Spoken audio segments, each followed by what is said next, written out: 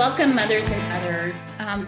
It is now election season. The last time we all met, we were getting ready for the primary runoffs, and now we are in full-on election season. So I'm so excited that our first webinar today is with Susan Hayes.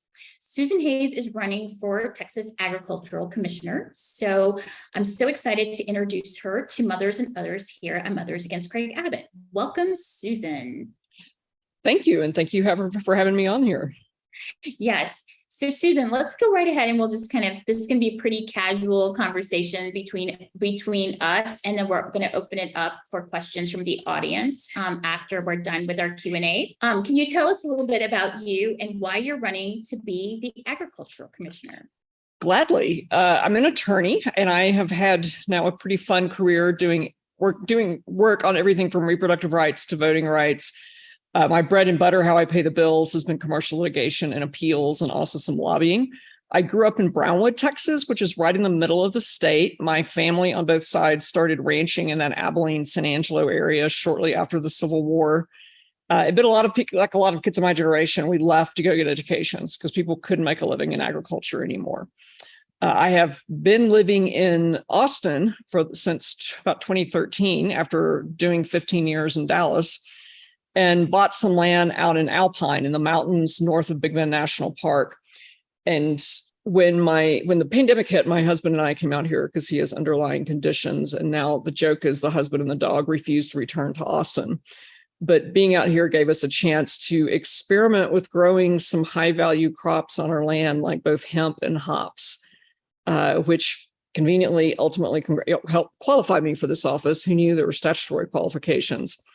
What led me to run for the office is I'm a cannabis lawyer. I've been working on cannabis reform and regulations for the last several years and helped draft and pass the law that legalized hemp in Texas in 2019, working very closely with the conservative Tea Party state senator from Lubbock, who carried the bill in the Senate. And through that process, I really saw how much even the Republican establishment dislikes the incumbent, Sid Miller. I was asked to help draft what we called safeguards against Sid in the bill, because he has a history of making up fees and running up cost on farmers and then using that money to pay his buddies who work at the agency higher salaries. You know, the assistant commissioners make $40,000 more than the commissioner himself at $180,000. And I knew Miller had a terrible, terrible reputation. We had to let him manage the hemp program because federal law required it under the Farm Bill. Otherwise, hemp would have gone to a different agency. But once I started having to work with the Department of Ag in their rulemaking and rolling out of the program, I really saw up close and personal how bad the management is and how open the corruption was, which really kind of pissed me off. And that's what led me to wanting to run for the office when last November came around and I had somebody hit me up and ask me to do it. And that's kind of a funny story how that went down. I had some mail for Planned Parenthood Texas Votes was misdelivered to my PO box in Austin. And I shot a picture of it and sent it to their lobbyist and said, "Hey, do you need this or do you want me to drop it by?" And her response was, "That's funny. Your name keeps coming up for Ag Commissioner. We need to talk." And when we did talk, she said, "We think you should run for Ag Commissioner and talk about legalizing weed." And I said, "That's great, but I'd really rather talk about rural health care," because I had only recently learned this office has a rural health care component. Who knew, right? And that was an area where I think I can really make a difference. Okay, that's amazing. So for everyone in the audience who's watching you today, they might not know all the things that the Ag Commissioner is responsible for. So can you give us a breakdown of all the different areas? Absolutely. And I'm going to kind of do it in budget order. The budget of the agency is about $700 million per biennium, and it has about 700 employees. 80% of that is school lunch money and food for the food insecure, some people with disabilities and elderly. Most of that money comes from the federal government via the U.S. Department of Agriculture. After the food program, and there's some fun things you can do with that program, like you're not just writing a check, you can affect what quality food kids have in schools. Most famously, when Sid Miller first began his term of office in 2015, he went all in for junk food and cupcakes as though he were trying to actively give the school children of Texas more diabetes instead of promoting healthier foods, which is something I want to fix. The next biggest chunk of money is pesticide regulation, and that's about 25 million of the budget. And that has become a big issue in the High Plains. For those of you who've driven out 290 where all the wineries are, most of the grapes that make that wine are grown around Lubbock. And there's a fight that's broken out between the cotton growers and the vineyards because of a pesticide called dicambra that's being sprayed on cotton, and then it's drifting onto vineyards and killing people's grapevines. And as y'all probably know, grapevines take a long time to grow, establish, and get them productive. So that's an issue I'm sure I'll have to jump in with both boots, as it were. The office also promotes agricultural products. You may see a Go Texan label on food. That is supposed to indicate that the food was grown in Texas. One of the criticisms that the Sunset Commission had of this agency is Miller's giving that out to everybody. You know, they're practically selling it. And that really cheats Texas farmers and ranchers because, you know, people in Texas like to buy Texas products. You can get a better price if it's a Texas product. And then also promoting in the Texas products in other markets. There is some fun international travel involved in this. We as a country, I learned this from Ron Kirk, who was the U.S. trade representative under Obama, and who I know from my days in Dallas, the former mayor there. Agriculture is the only trade sector where America wins. We export more than we import. You know, exporting hogs to China is a huge thing. And Texas does produce some hogs, although that's not one of our major commodities. But to give you an example. And then also I mentioned the hemp program and regulating that. The fun things and the things I really want to elevate, aside from the hemp program, is there's a rural hospital support program. And I did not know this, in all honesty, until during the pandemic. And I was chatting with a friend who's the head lobbyist for the family physicians, who was having to do things like smuggle PPE from Mexico to get to rural doctors because the Trump administration did such a terrible job with distributing PPE and during the pandemic. And he mentioned it to me offhand. And I was like, wait, what? There's a hospital program in ag? What's that about? The budget is tiny right now. It's only 8.8 million. And I want to contrast that to the $100 million per biennium Texas is giving to the so-called crisis pregnancy centers to not provide women health care. That's how whacked our healthcare priorities are in the budget. And that's something else I plan on tackling. In addition to the rural hospital support program, rural economic development is headquartered at the ag department. And both of those programs have been rotting in the basement.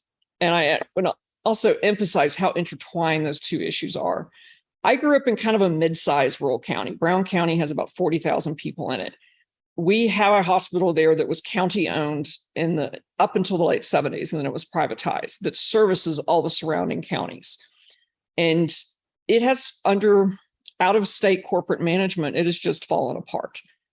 And as it's fallen apart, you start losing people who went off, got educated, became doctors, came back home. They wanted to live in their hometown and serve their community, and the hospitals running them off.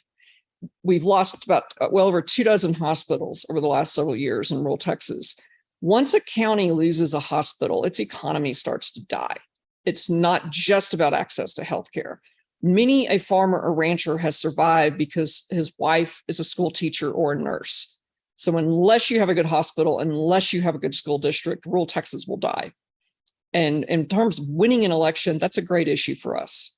You know, Abbott is now openly talking about school vouchers. And if you undercut rural school districts, that is everything in those communities. That's the social life. It's Friday night lights. It's where the good jobs are. And to gut public schools is a perfect issue for us to use as a wedge to peel off some rural voters between now and November 8th. Yeah, so something for some of our members who may not already know this is that usually the largest employer in a rural town is the school district. Yep. And then the second largest employer is the hospital. Yep, absolutely. And so when you start attacking the hospitals, and so many of them have closed, like we've had since Greg Abbott has been in office, there's been 20 hospitals that have closed. So if you take away the hospitals, and then now they're going after public schools and then developing charter schools, and you start taking away the education system, we're looking at ghost towns developing all over Texas, because that's really going to impact all of these people that live in the most rural parts of Texas. So just look absolutely. And the office does have a little bit to do with rural broadband. Most of that is at the comptroller's office, but ag is really a conduit to bring down federal money. That's a lot of it. So any federal program, and USDA has rural broadband. The Biden administration has put lots of opportunities in the COVID relief packages. And unless you've got an ag commissioner aggressively going after that money and pulling it down, Texas is going to get shortchanged. And the silver lining of the pandemic, and this is very much what I learned kind of through my own, how I lived the pandemic. We came out here to Alpine because of my husband's health conditions. I'm an attorney. I've got to appear in court. We were very, very fortunate that right as we bought land out here, they laid high-speed internet. It didn't used to be this way out in this area. And so I was able to argue a voting rights case to the Texas Supreme Court from the Airstream trailer I was using as my office during the pandemic, and a mile high in the mountains and 10, 15 miles out of town. And that's a game changer if higher income people like lawyers or coders or whoever else can move back to small communities and bring their dollars and just how we spend our money that's very differently than the people who are working and farming and ranching. And that gives rural Texas a real opportunity to lift up their local economies if it's done right and if it's promoted and if you preserve the schools and the hospitals. Yeah, that's great. So today was a pretty big day for you, because today you announced your plan to save rural healthcare across Texas. So we just elaborate a little bit more about your plan for rural healthcare. Yeah, and lay the groundwork of what rural healthcare looks like. Rural areas have older populations, unhealthier populations, and a higher rate of the uninsured. So hospitals are very dependent on Medicaid dollars to make it. Texas's refusal to expand Medicaid, just to spite Obama and to spite the Democrats, has cut off the nose of rural Texas. That's been played a big role in the failure of the hospitals. So first off, we need to expand Medicaid. And a lot of Republican-led states have now done this. I think we're now in the single-digit count of states that have not. That will really help buoy up the rural hospitals. Secondly, is insurance coverage is limited in rural Texas. When we came out here, we were with a plan that I'd signed up for when we were in Austin, which was Oscar. I'll name them because of what they did. Get out here, and my husband, who makes about 2 trips a month to go get prescriptions, was getting his prescriptions from the local community, locally owned pharmacy in Alpine. And after a couple of months, Oscar calls him up and says, "No, you've got to go to the Walmart in Fort Stockton because the city drug is not in the network." And I'm an overeducated lawyer who pays attention to healthcare policy, and I had never freaking heard of pharmacies being in or out of network. And that meant, that drive is about 3 hours, 150 miles. So he was having to take half a day, twice a month, plus the mileage and cost on the vehicle. We argued and argued with them, and it took me going on 2 epic rage tweets on Twitter before Oscar finally snapped and let him go back to using the local pharmacy. In a lot of rural counties, there's only 1, maybe 2 health insurance policies offered. You don't have the choice of multiple companies or multiple policies. And insurance companies are allowed to completely redline rural Texas. So that needs to stop. And that's something the legislature can do legislatively. It can also be done through rulemaking. And the third piece of it is finding people to practice medicine, whether as doctors, nurses, whatever, in rural Texas. There is a real shortage of doctors and healthcare providers in rural Texas. And a great way to get at that is encourage rural kids to go into the healthcare professions, work with our state medical schools to set aside slots in medical schools so they don't just have urban and suburban kids coming, and treat that as a bonus.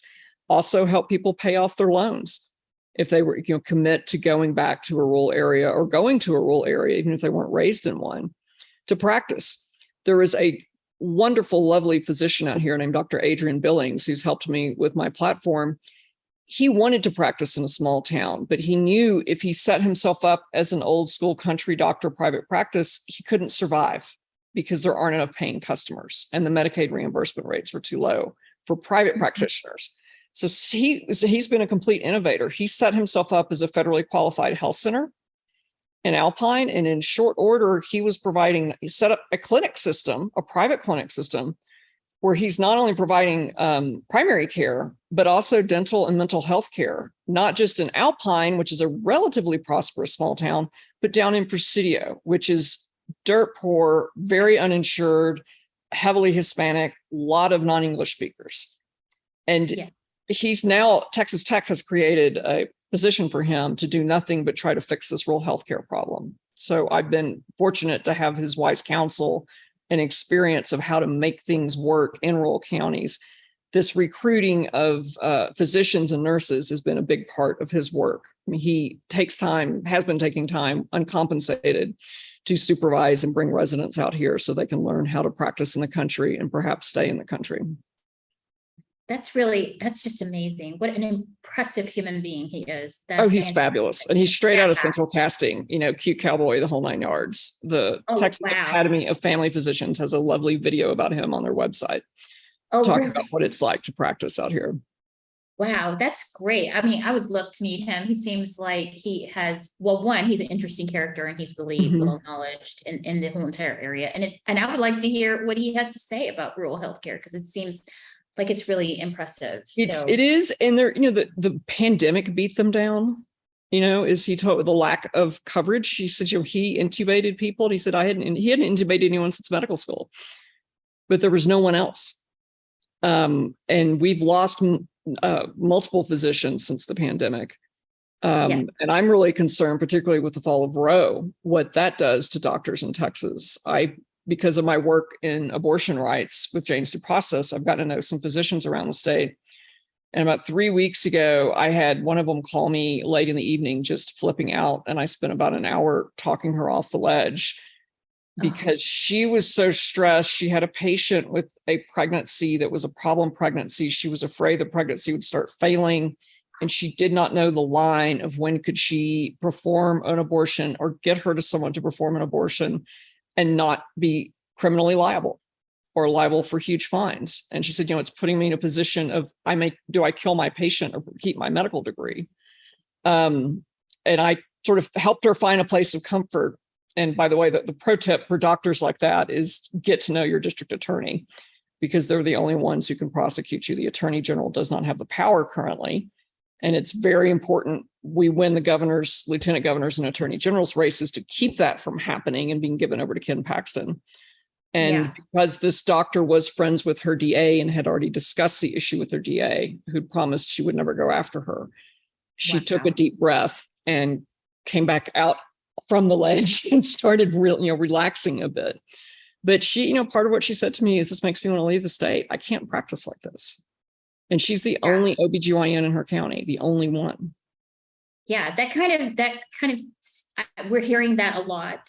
We're hearing that a lot from doctors, that doctors have never actually called their lawyers as much as they have recently since that ruling. So it's shocking, and it shouldn't be happening in Texas, and lives are on the line. So it just definitely seems to be, we're making a wrong turn, and it is affecting rural communities. So there might be, that's one of the things that rural communities, we think of them as maybe being very heavily Christian and such, but really they care about women's rights just as much as people in urban areas do. So they do, and I'll own the Christianity. I mean, a joke I have about myself is my problem is I paid attention in Vacation Bible School, and to treat someone who's going through a hard time with judgment and order them what they should do is not a Christian value.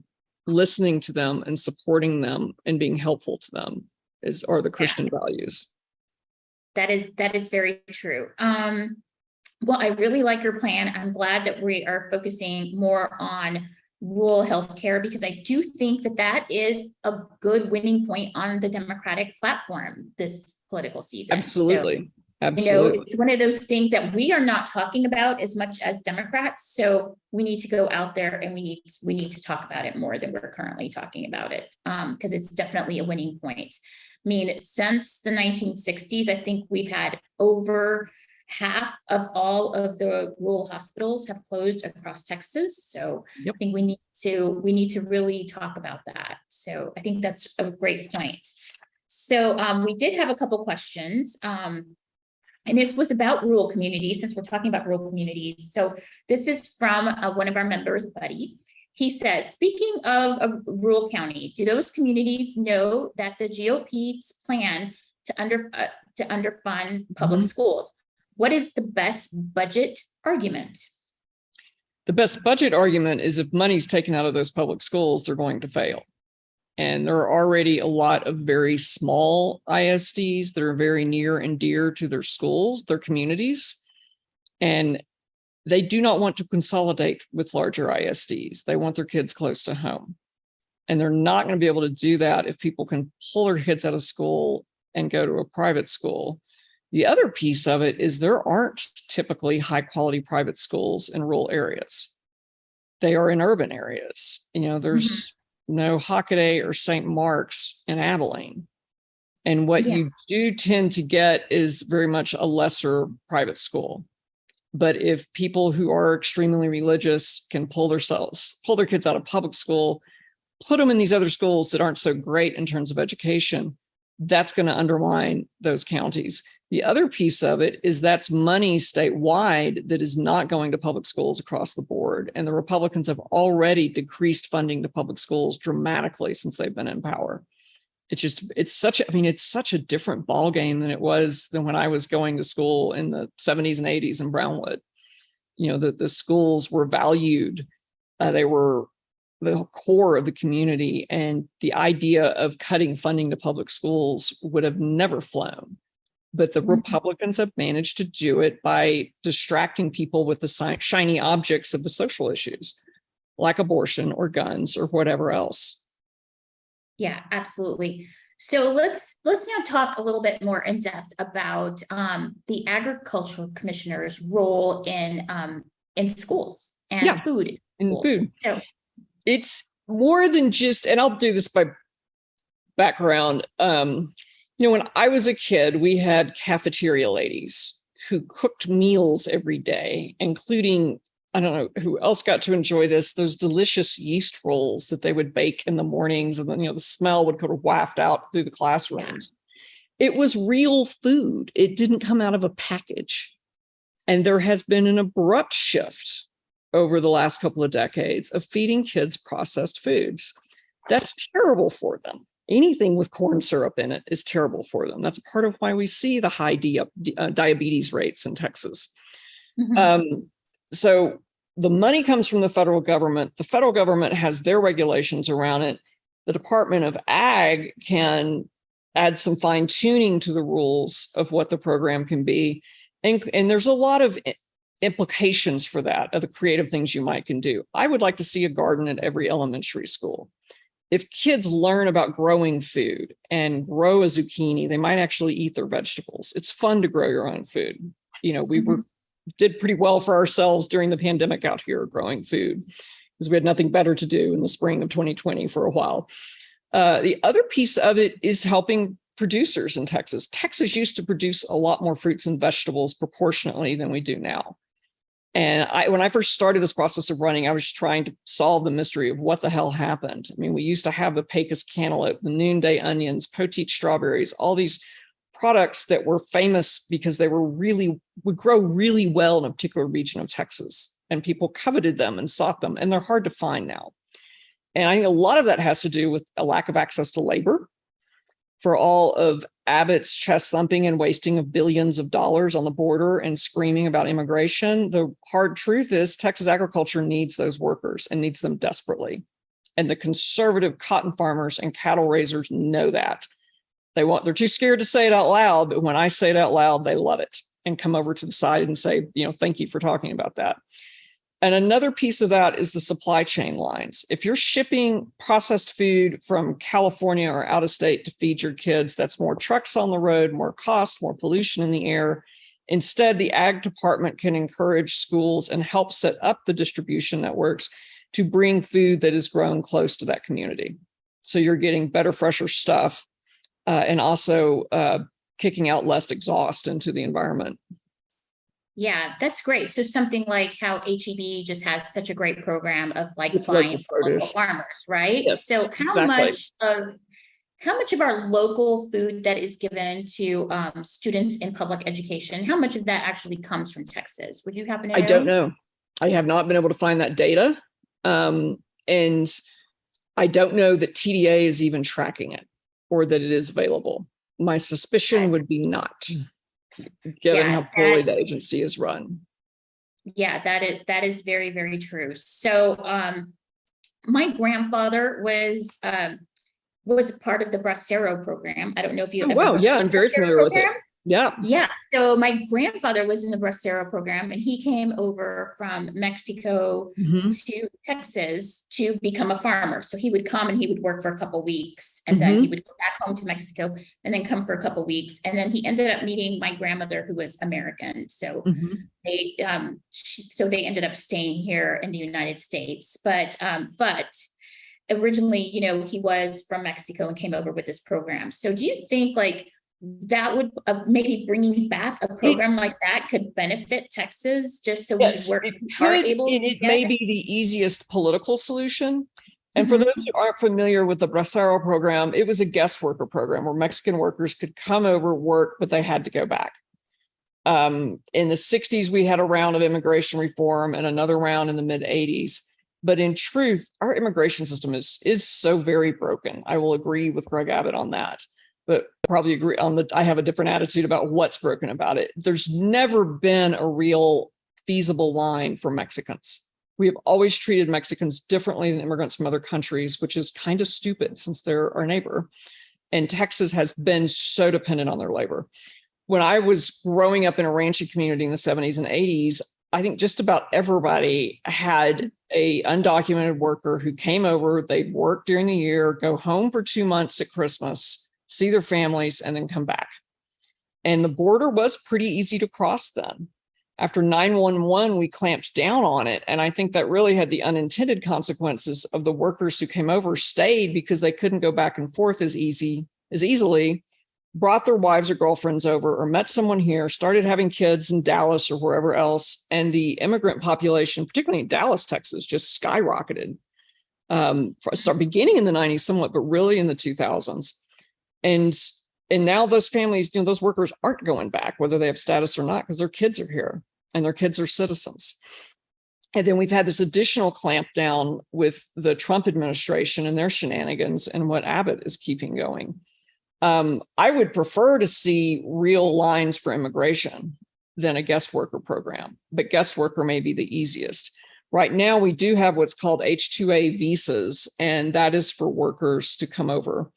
And kind of back to the shortage and how intense it is, there's a company that's been a client of mine called Village Farms that has 3 sites in West Texas with giant, super duper fancy greenhouses. They grow the cute little multicolored tomatoes you can get in a plastic box in the grocery store. And they have H-2A workers come from Ojinaga, Mexico, across the border to Marfa and Port Davis every day. Their third facility, and these facilities are huge. Like they have 100 acres total under roofs, like 40 acres, 20 acres at a time in these greenhouses. For their one in Monahans before the pandemic, they were busing workers from all the way in El Paso, 3.5 hours away, because they do not have enough labor to work their greenhouses. And the H-2A program does not work well for them because it's limited to 10 months of year. The rules were written back when agriculture truly was a seasonal thing. And now with greenhouse technology, it's year round. So they need those workers staying all around the year and not having to reapply for them and send them home for 2 months and shut down operations when they could still be producing food. Yeah, definitely. Now, can you tell us a little bit more about the grant program that is underneath the Agriculture Commissioner? You mean the hospital program or other programs? Well, there's so many of them, right? There's so many grant programs. So it's kind of hard to know. Teeny tiny programs. Yeah. The hospital program is grant and loan. And I think last biennium, they gave out 34 on that 8.8 million. Other programs that at TDA, whether they have a direct role in it or a role in directing people to getting it from USDA, there are a lot of programs to get people into farming. The United States needs farmers. The farming community is very old. Interestingly enough, a lot of women and Asians are getting into farming proportionately. So we need to look for ways to encourage young people to get into it, whether they're rural or urban.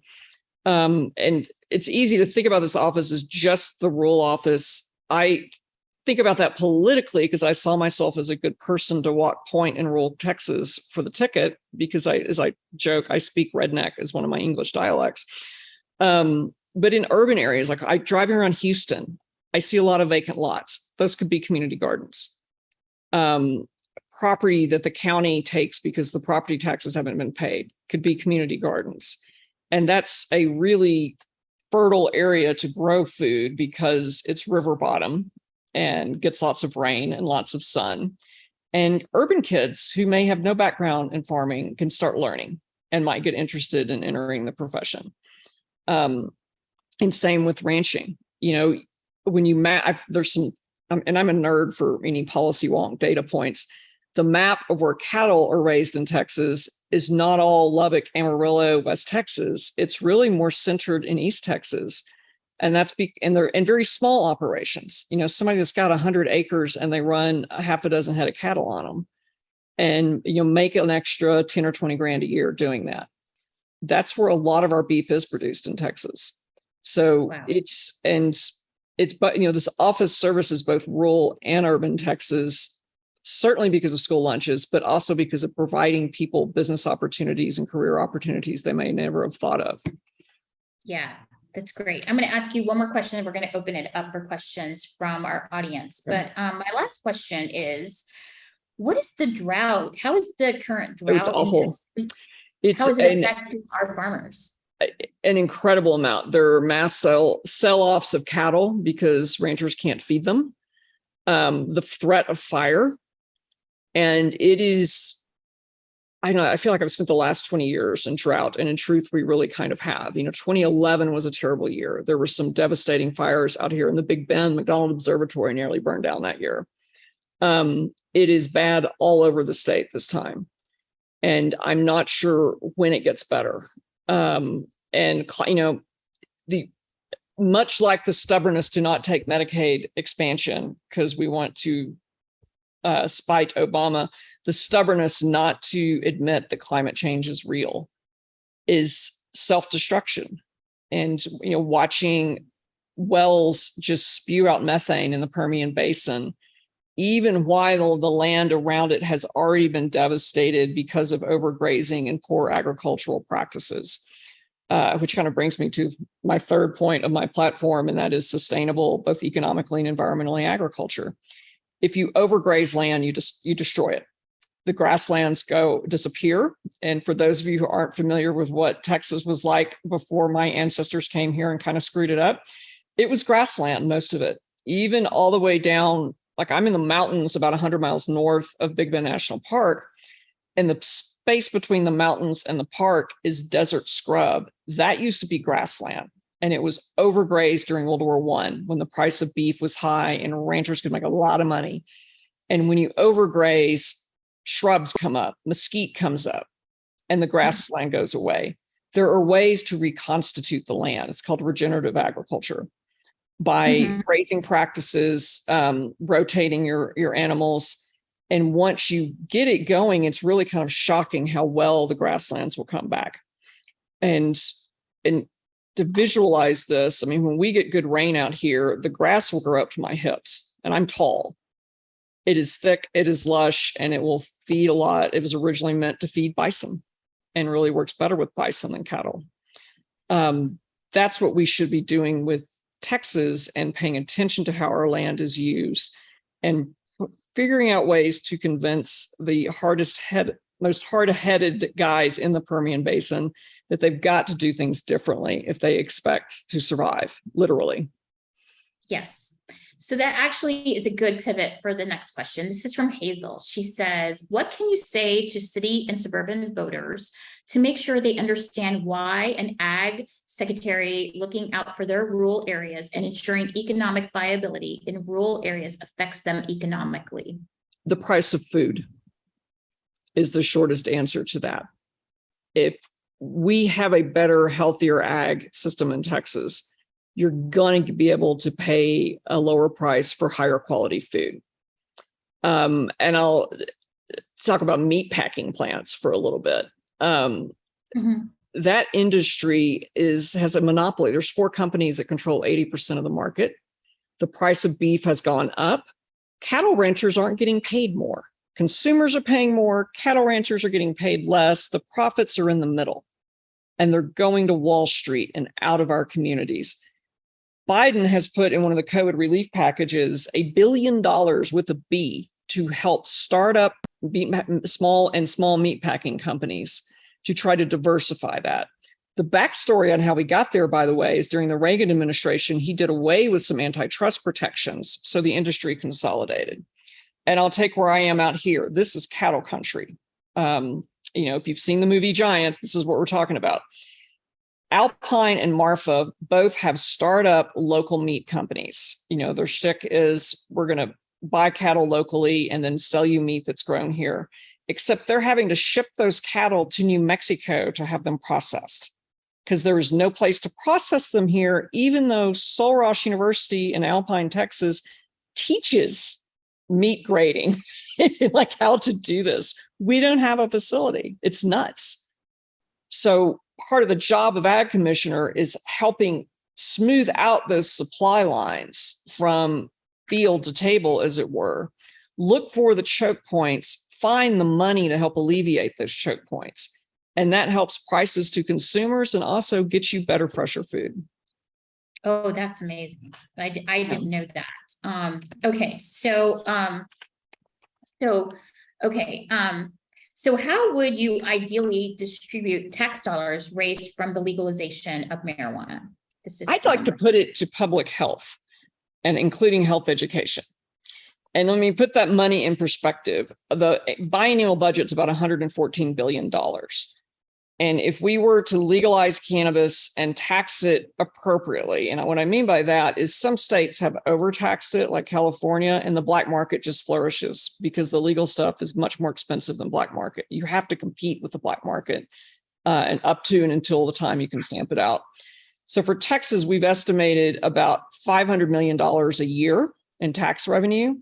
On top of that, there's about the same amount, 500 million in savings, because you're not throwing people in jail. And those savings will largely go to county governments, because that's who pays for the incarceration of people who've been arrested as opposed to convicted and sent to the state jails. And on top of that, the economic opportunity for small landowners. And I've run the numbers on it. If the price of cannabis fluctuates wildly, in legal states. In Nevada, it's been as high as $4,000 per pound.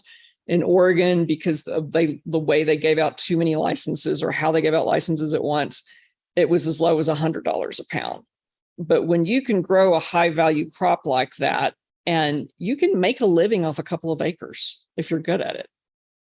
That's so amazing. It would be, and you bet I've thought about it on our land across the way, because this is a good growing environment out here. It's a way for people to make a good living off their land in a way you can't really do it with zucchini or other small fruit and vegetable crops. Yeah. And something else is that some of the states that are doing this, and they are funneling that money directly to education. And now you're starting to see the benefits of that going to their education departments. Yes. I mean, such as, California, some of the places on both sides of the coast, they're starting to see the benefits now in their budget and how it's going to education, which is fantastic. And I'd like Texas to do it the best way. We can learn from when other states did right or wrong. And if y'all go on my website under the issues tab, you can see a very detailed analysis of what I think we should do with cannabis. One thing Colorado has done that is really smart, or two things. Some of their tax money goes to educating teenagers why they really shouldn't touch cannabis unless it's under medical supervision, because their brains are still developing. And the teen use of marijuana in Colorado has dropped since they legalized. Another smart thing they've done is put some of those tax dollars toward medical research. And Texas is lucky enough to have some phenomenal medical research institutions. There's some good research out there particularly on physical ailments, whether it's neurodegenerative disease, seizures, pain, anxiety, sleep. On mental health, it's really kind of mixed. There's some science that cannabis can prompt a mental health breakdown and some that it can help it. And it fascinates me to think about, if Dell Medical can figure out why that is, we're going to understand a lot about mental illness and a lot about how to help people manage it without the side effects of pharmaceuticals. And I also, another piece of where I'd like to see the money go is our crime labs. For all of Greg Abbott's chest thumping on the border about cartels and fentanyls and blowing $4 billion and counting, Texas is too cheap to cough up literally like just $10 million, which is pocket change in the state budget, so that our forensic crime labs can even test for a mystery substance in a vape pen. They don't have the machines, they don't have the toxicologist. And from a public health standpoint, the thing that's going to be dangerous to a high school kid probably isn't even black market joints he bought. It's a vape pen, because you can put anything in a vape pen. And we've already had a public health crisis over adulterants being put in black market vape pens. This was right before the pandemic, so everybody slept since then, and you may not remember it. It was a phenomenon called EVALI, where people, which is an acronym, their lungs were getting burned out because of vitamin E acetate and black market vape pens. Super dangerous. We do not have the public health infrastructure to identify adulterants and dangerous drugs in vape pens and be able to quickly shut down and trace where they came from. And that's far more important than putting people in jail over a plant. Yes. So we have another question from Sherry Matula, and she asks, first day in office, what do you plan to do?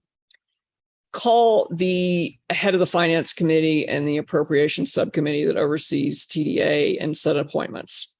This office has been slowly carved into pieces because the legislature so dislikes and distrusts Sid Miller. And the budget process will already be about a third of the way done by the time I'm elected, much less 2 months later when I take office.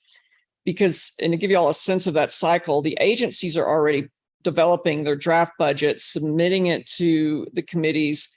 Testimony and hearings will start very early in January, February legislative session. So I've got to hit the ground running to be able to advocate for more money for that rural hospital program and be able to try to shape the budget toward the policy goals I have. And also relationship build with the legislature so I can get legislation passed to empower the agency to do better things. In addition to the budgetary issues. And the second piece is putting together the transition team and identifying who would be the top executives in the agency. And do that, is begin that house cleaning and also start making appointments with people in the agency who may be great civil servants, but they've been squashed under Sid Miller, and sort of give them space to do their jobs the way they could if they had the right leadership. Yeah, that's great. So now we're going to turn it over and just we're going to have a couple more questions. Are you planning on debating Sid Miller? I just saw that and started cracking up. It would be so much fun to debate Sid Miller. I don't think there's anyone set up with who would naturally host a debate for Ag Commissioner. I was kind of hoping the Texas Tribune would do it.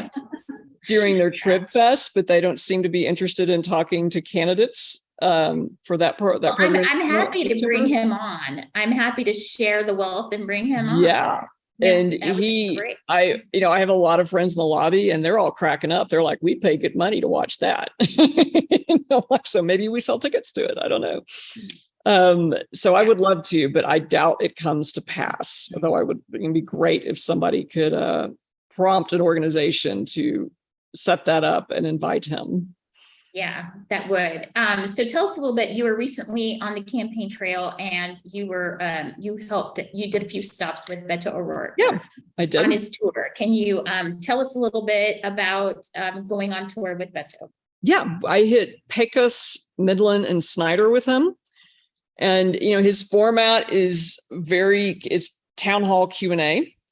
And the way he's sharing space with the other statewide is we're taking turns joining him. And, it would 7 speeches would be way too much for anyone at all those stops and go on too long. But someone local will introduce me. I'll do a stump speech, either introduce Beto or introduce someone else local who introduces Beto. And I'll tell you, my takeaways from those 3 stops were very different, but also very, I think, generating hope in myself for us winning in November. In Pecos, which is a very poor, heavily Latino and Catholic community, there were women who'd taken off from their jobs as nurses and teachers to come over on their lunch hour.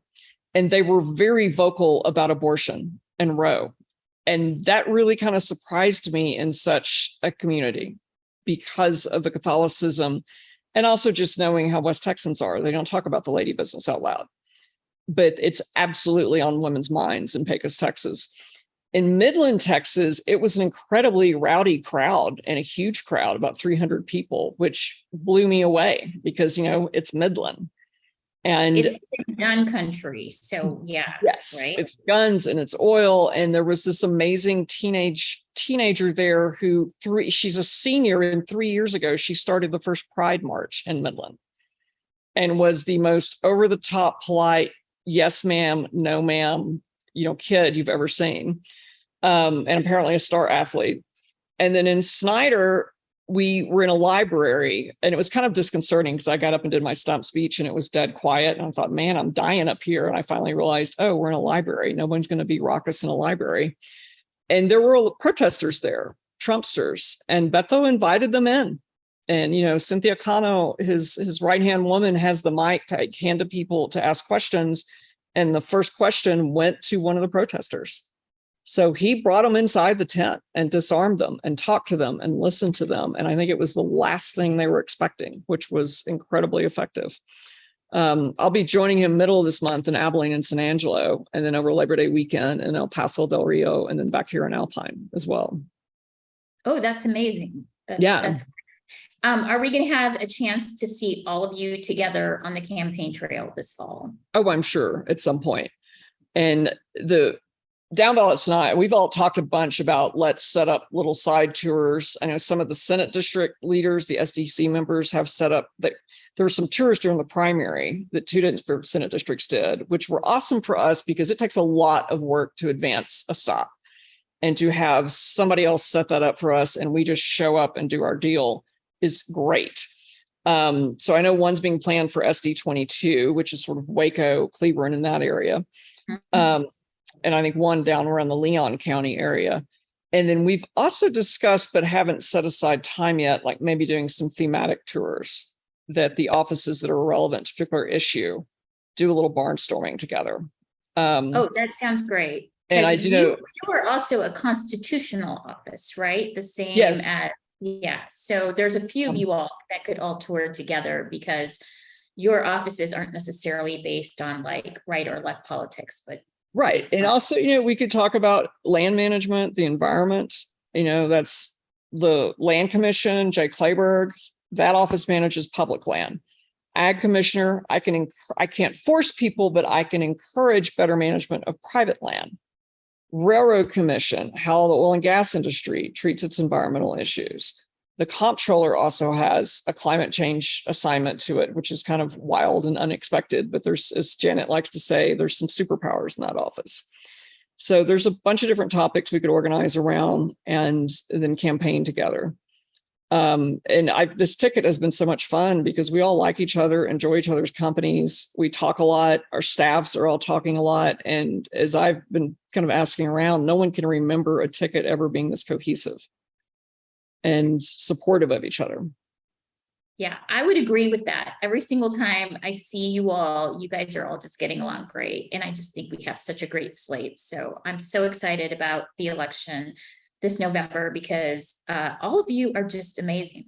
I just can't say enough. Well, thanks. So is there something as far as, I'm going to ask 2 more questions and then I'll do a last call for questions. So is there something that as you're visiting around the country right now in Texas, is there something that we should be, either as Mothers Against Greg Abbott or as Democrats, is there something in messaging that we are not messaging that we should be messaging? That's a great question. and maybe I'm too proud of my own line, but I keep coming back to, we are here to govern. And the Republican leadership, that they do not care to govern. They have broken Texas, and we are here to fix it. And you can't solve complicated problems if you can't sit down at a table and talk like grown-ups. And none of the leadership does that. They don't like each other. All they care about is the next primary. Oh, they do. They hate each other. They hate each other.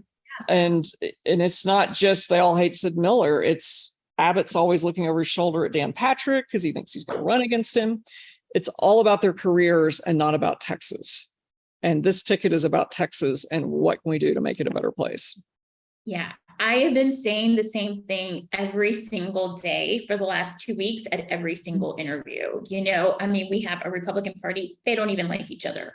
How do we expect them to work as a team for Texans when they don't even like one another? It's impossible. It was just never going to work. And, I mean, we know what we get because they're all sort of running for office again. So we know what to expect because we can expect more of the same. That's what we can expect if they get reelected. And we want to make sure that they don't get reelected. So I'm going to bring it down to the last question that I have for you, and then I'll just go to last call. So my last question to you is this: how can we support you? And either directly in your campaign, or just tell us different ways that we can support you. And of course, donations are always great. It's how campaigns get around. And I will be, in all honesty, this is a down ballot statewide race. I'm never going to raise enough money to go up on TV.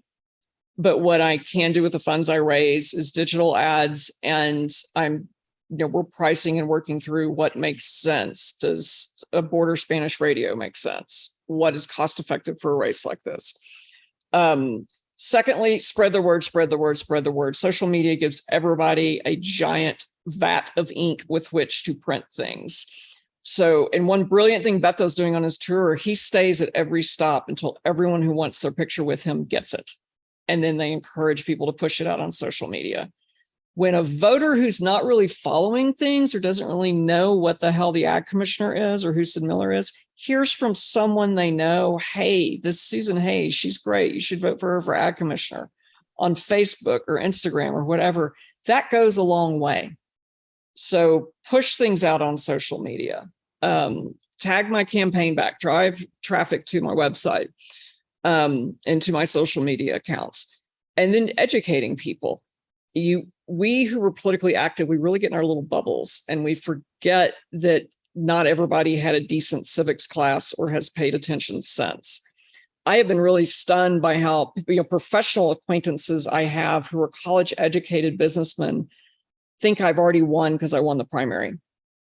And I have to explain, no, there's a general election, there'll be 2 weeks, so I always just explain the basics. There's some good political science data on a lot of people don't vote because they don't know how and they feel stupid to ask. And so putting out easily accessible information about last day to register to vote, early voting days, and then election day on November 8th really does help people get engaged and pull them into the voting process. Okay. Well, I think and y'all's badass viral videos, that helps. Okay. I'm gonna work on that. Right. I'll work on that for you, Susan. My brain is already going. Trust me. Right. I'm listening to you, and I'm just thinking, gosh, what can I do? Don't worry. It'll probably come to me in the middle of the night, like most ideas do. Yeah. I'm like the person who wakes up at like 2 o'clock in the morning and it's like, oh, and then I rush off to the computer to go type something really quick, and then I go back to it. When I said that, I meant what you already did, but I'll take it if you have an idea going forward. I have some ideas, but yeah, thank you so much. I know we've been trying to put out some good messaging out there from Mothers Against Greg Abbott, and we're about to turn it up a notch. So we're really excited to be able to do that. So that's coming really soon. And I failed to say the kickers on Sid Miller, because I feel like everybody knows it and they don't. Ethics is his big problem. His political consultant has been indicted for trying to sell hemp licenses for tens of thousands of dollars when they cost $100 and they're unlimited. And Miller damn well knew that was going on and did nothing to stop it. So just that corruption.